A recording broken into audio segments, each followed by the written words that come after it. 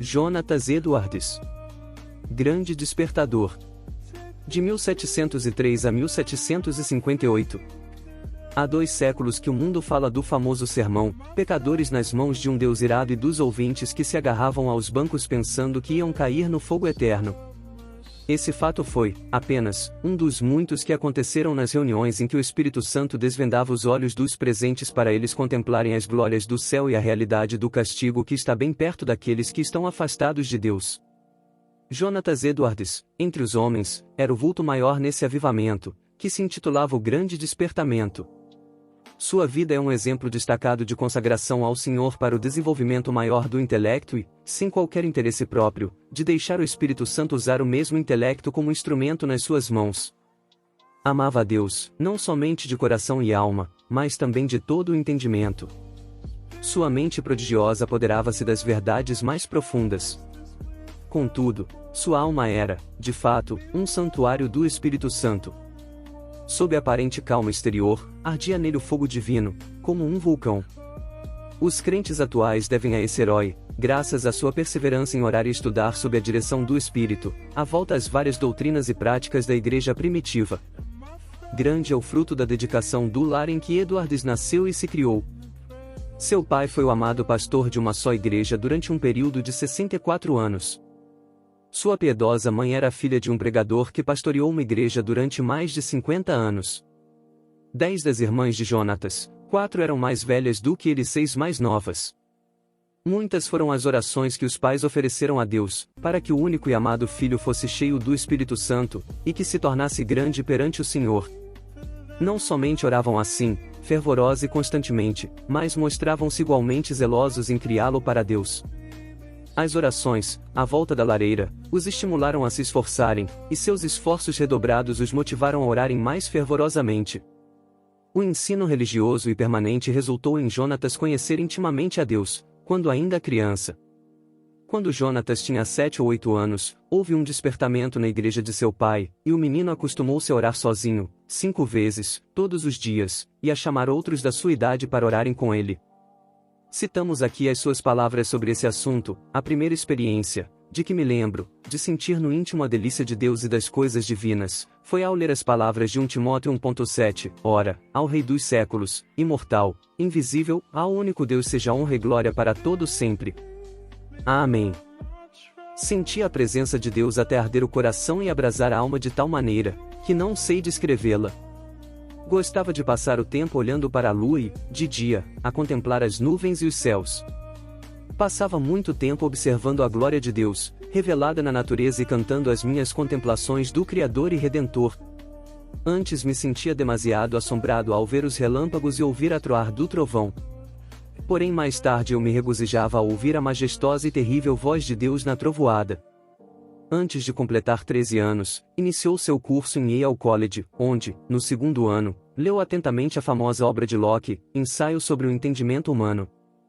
Vê-se, nas suas próprias palavras acerca dessa obra, o grande desenvolvimento intelectual do moço. Achei mais gozo nisso do que o mais ávido avarento, em ajuntar grandes quantidades de ouro e prata de tesouros recém-adquiridos. Edwards, antes de completar 17 anos, diplomou-se no Yale College com as maiores honras. Sempre estudava com esmero, mas também conseguia tempo para estudar a Bíblia, diariamente. Depois de diplomar-se, continuou seus estudos em Yale, durante 2 anos, e foi então separado para o ministério. Foi nessa altura que seu biógrafo escreveu acerca de seu costume de dedicar certos dias para jejuar, orar e examinar-se a si mesmo.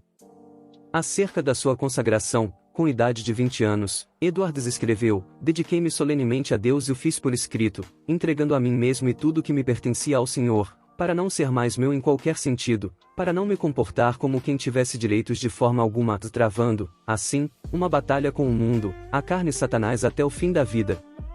Alguém assim se referiu a Jonatas. Sua constante e solene comunhão com Deus, em secreto, fazia com que o rosto dele brilhasse perante o próximo, e sua aparência, semblante, palavras e todo o seu comportamento eram acompanhados por seriedade, gravidade e solenidade. Aos 24 anos casou-se com Sarah Pierrepont, filha de um pastor, e desse enlace nasceram, como na família do pai de Edwards, 11 filhos. Ao lado de Jonatas Edwards, no grande despertamento, estava o nome de Sarah Edwards, sua fiel esposa e ajudadora em tudo. Como seu marido, ela nos serve como exemplo de rara intelectualidade. Profundamente estudiosa, inteiramente entregue ao serviço de Deus, ela era conhecida por sua santa dedicação ao lar, pelo modo de criar seus filhos e pela economia que praticava, movida pelas palavras de Cristo, para que nada se perca. Mas antes de tudo, tanto ela como seu marido eram conhecidos por suas experiências em oração. Faz-se menção destacada especialmente de um período de 3 anos, durante o qual, apesar de gozar de perfeita saúde, ficava repetidas vezes sem forças, por causa das revelações do céu. A sua vida inteira foi de intenso gozo no Senhor. Jonatas Edwards costumava passar 13 horas, todos os dias, estudando e orando. Sua esposa, também, diariamente o acompanhava na oração. Depois da última refeição, ele deixava toda a lida, a fim de passar 1 hora com a família. Mas, quais as doutrinas de que a igreja havia esquecido e quais as que Edwards começou a ensinar e a observar de novo, com manifestações tão sublimes? Basta uma leitura superficial para descobrir que a doutrina, a qual deu mais ênfase, foi a do novo nascimento, como sendo uma experiência certa e definida, em contraste com a ideia da Igreja Romana e de várias denominações. O evento que marcou o começo do grande despertamento foi uma série de sermões feitos por Edwards sobre a doutrina da justificação pela fé, que fez os ouvintes sentirem a verdade das Escrituras, de que toda a boca ficará fechada no dia de juízo, e que não há coisa alguma que, por um momento, evite que o pecador caia no inferno, senão o bel prazer de Deus. É impossível avaliar o grau do poder de Deus, derramado para despertar milhares de almas, para a salvação, sem primeiro nos lembrarmos das condições das igrejas da Nova Inglaterra, e do mundo inteiro, nessa época. Quem, até hoje, não se admira do heroísmo dos puritanos que colonizaram as florestas da Nova Inglaterra? Passará, porém, essa glória e a igreja, indiferente e cheia de pecado, se encontrava face com o maior desastre. Parecia que Deus não queria abençoar a obra dos puritanos, obra que existiu unicamente para sua glória. Por isso, no mesmo grau que havia coragem e ardor entre os pioneiros, houve entre seus filhos, perplexidade e confusão. Se não pudessem alcançar, de novo, a espiritualidade, só lhes restava esperar o juízo dos céus. O famoso sermão de Edwards, Pecadores nas mãos de um Deus irado, merece menção especial. O povo, ao entrar para o culto, mostrava um espírito leviano, e mesmo de desrespeito, diante dos 5 pregadores que estavam presentes. Jonatas Edwards foi escolhido para pregar. Era homem de 2 metros de altura, seu rosto tinha aspecto quase feminino, e o corpo magro de jejuar e orar. Sem quaisquer gestos, encostado num braço sobre a tribuna, segurando um manuscrito na outra mão, falava em voz monótona. Discursou sobre o texto de Deuteronômio 32.35, ao tempo em que resvalara o seu pé. Depois de explicar a passagem, acrescentou que nada evitava, por um momento, que os pecadores caíssem no inferno, a não ser a própria vontade de Deus, que Deus estava mais encolerizado com alguns dos ouvintes do que com muitas pessoas que já estavam no inferno, que o pecado era como um fogo encerrado dentro do pecador e pronto, com a permissão de Deus, a transformar-se em fornalhas de fogo e enxofre, e que somente a vontade do Deus indignado os guardava da morte instantânea. Prosseguiu, então, aplicando o texto ao auditório: aí está o inferno com a boca aberta. Não existe coisa alguma sobre a qual vós vos possais firmar e segurar. Entre vós e o inferno existe apenas a atmosfera, atualmente, nuvens negras da ira de Deus pairando sobre vossas cabeças, predizendo tempestades espantosas, com grandes trovões. Se não existisse a vontade soberana de Deus, que é a única coisa para evitar o ímpeto do vento até agora, seríeis destruídos e vos tornaríeis como a palha da eira. O Deus que vos segura na mão, sobre o abismo do inferno, mais ou menos como o homem segura uma aranha ou outro inseto nojento sobre o fogo, durante um momento, para deixá-lo cair depois, está sendo provocado em extremo. Não há que admirar, se alguns de vós com saúde calmamente sentados aí nos bancos, passarem para lá antes de amanhã. O resultado do sermão foi como se Deus arrancasse um véu dos olhos da multidão para contemplar a realidade e o horror da posição em que estavam. Nessa altura o sermão foi interrompido pelos gemidos dos homens e os gritos das mulheres, quase todos ficaram de pé, ou caídos no chão. Foi como se um furacão soprasse e destruísse uma floresta. Durante a noite inteira a cidade de Enfield ficou como uma fortaleza sitiada. Ouvia-se, em quase todas as casas, o clamor das almas que, até aquela hora, confiavam na sua própria justiça.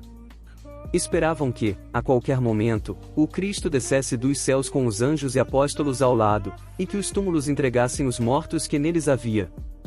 Tais vitórias, contra o reino das trevas, foram ganhas de joelhos. Edwards não abandonara, nem deixará de gozar os privilégios das orações, costume que vinha desde a meninice. Continuou a frequentar, também, os lugares solitários na floresta onde podia ter comunhão com Deus. Como um exemplo citamos a sua experiência com a idade de 34 anos, quando entrou na floresta, a cavalo. Lá, prostrado em terra, foi-lhe concedido ter uma visão tão preciosa da graça, amor e humilhação de Cristo como mediador, que passou uma hora vencido por uma torrente de lágrimas e pranto. Como era de esperar, o maligno tentou anular a obra gloriosa do Espírito Santo no grande despertamento, atribuindo tudo ao fanatismo. Em sua defesa Edwards escreveu: Deus, conforme as Escrituras, faz coisas extraordinárias. Há motivos para crer, pelas profecias da Bíblia, que sua obra mais maravilhosa seria feita nas últimas épocas do mundo. Nada se pode opor às manifestações físicas, como as lágrimas, gemidos, gritos, convulsões, falta de forças. De fato, é natural esperar, ao lembrarmos-nos da relação entre o corpo e o espírito, que tais coisas aconteçam. Assim falam as Escrituras, do carcereiro que caiu perante Paulo e Silas, angustiado e tremendo, do salmista que exclamou, sob a convicção do pecado, envelheceram os meus ossos pelo meu bramido durante o dia todo, Salmo 32.3, dos discípulos, que, na tempestade do lago, clamaram de medo, da noiva, do Cântico dos Cânticos, que ficou vencida, pelo amor de Cristo, até desfalecer. Certo é que na Nova Inglaterra começou, em 1740, um dos maiores avivamentos dos tempos modernos. É igualmente certo que este movimento se iniciou, não com os sermões célebres de Edwards, mas com a firme convicção deste, de que há uma obra direta que o Espírito Divino faz na alma humana. Note-se bem, não foram seus sermões monótonos, nem a eloquência extraordinária de alguns, como George Whitefield, mas, sim, a obra do Espírito Santo no coração dos mortos espiritualmente, que, começando em Northampton, espalhou-se por toda a Nova Inglaterra e pelas colônias da América do Norte, chegando até a Escócia e a Inglaterra. De uma época de maior decadência, a Igreja de Cristo, entre a população escassa da Nova Inglaterra, despertou e foram arrebatadas de 30 a 50 mil almas do inferno durante um período de 2 a 3 anos. No meio das suas lutas, sem ninguém esperar, a vida de Jonathan Edwards foi tirada da terra. Apareceu a varíola em Princeton e um hábil médico foi chamado de Filadélfia para inocular os estudantes. O nosso pregador e 2 de suas filhas foram também vacinados. Na febre que resultou, as forças de nosso herói diminuíram gradualmente até que, um mês depois, faleceu. Assim diz um de seus biógrafos, em todo o mundo onde se falava o inglês, era considerado o maior erudito desde os dias do apóstolo Paulo ou de Agostinho. Para nós, a vida de Jonathan Edwards é uma das muitas provas de que Deus não quer que desprezemos as faculdades intelectuais que Ele nos concede, mas que as desenvolvamos, sob a direção do Espírito Santo, e que as entreguemos desinteressadamente para o seu uso.